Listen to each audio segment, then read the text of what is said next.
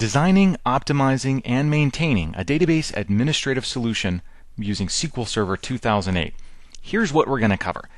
In this introductory module, we're just going to sort of outline the table of contents, and I'm going to introduce you to the SQL Server toolset that will be your way of interacting with the product. Next, we're going to look at functional concepts and architecture for SQL Server, followed by physical concepts and architecture. So sort of how SQL works from a logical standpoint, and then what SQL actually looks like physically sitting on a server. We'll talk about planning and installation, which will sort of take into account all the factors we talk about in those two nuggets. Then we'll actually install SQL Server 2008. We'll create and use a database in the nugget after that, so you can really get a view for how this all comes together. Then we're going to step back to sort of other installation-related topics like migration, consolidation, and upgrading a SQL Server from an older version of the product. Next, in Nugget 8, we're going to look at the first layer of SQL Server security, which is security at the instance level. You can kind of loosely refer to this as server security, although as you're going to learn, you can have multiple instances of SQL Server's database engine running on a single machine. So referring to this as server-wide security can be a little bit ambiguous. So we're going to call it instance security. And then we'll follow it with the next level of security, which is the individual database level security. We'll look at some of the options for high availability, things like clustering, database mirroring, and log shipping. And then move on to basic backup and restore. We'll actually get quite complex with the restore options. So you've got a lot of different ways to get out of a bad situation, depending on exactly what's going on.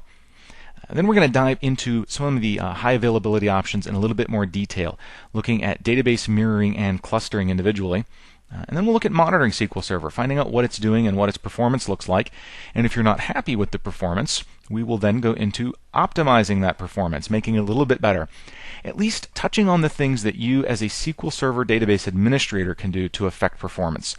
Not necessarily the things that a developer would do to improve the performance of a database-centric application. Then we'll move on to some maintenance and management topics. In 16, we'll look at maintenance, how to rebuild databases, rebuild indexes, look at the query optimizer to understand statistics and so forth, and look at managing SQL Server. Things like managing resource utilization, designing policies for policy-based management, looking at data compression strategies, and even some ways of automating SQL Server management.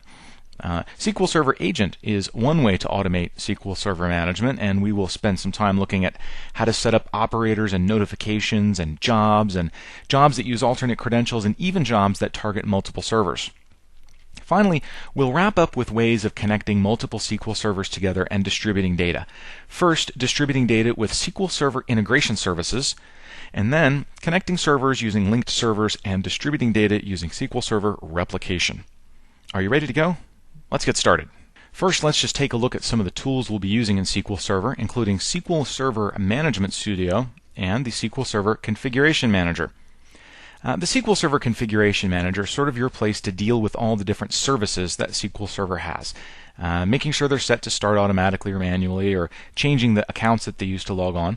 And it's also where you decide what networking protocols each instance of SQL Server will listen to. So keep that in mind as one of the tools you'll be using. And you will also be using SQL Server Management Studio. SQL Server Management Studio is sort of the all-in-one management interface. That's where you'll tell SQL Server what to do, create and manage databases, and really this is your central launching point for just about all the management tasks that you'll be expected to know about SQL Server. So, we've seen what's coming up, we've looked at the table of contents, and you've seen the SQL Server management tools. You'll certainly be seeing a lot more of them later. We're ready to get started with SQL Server and start talking about its physical concepts. I hope this has been informative for you so far, and I'd like to thank you for viewing.